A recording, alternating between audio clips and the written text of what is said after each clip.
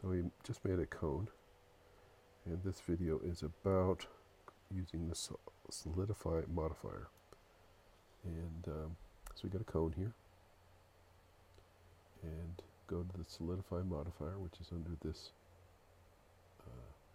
wrench, and we're going to crank up the thickness to about 0.2, and then we'll apply it. You have to apply it when you're in object mode.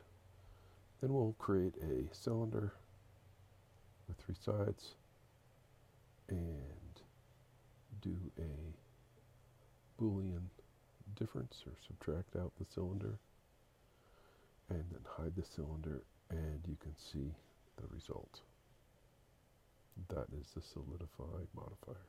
So now you have a set of extra inward and even these side walls created. Hope that helps.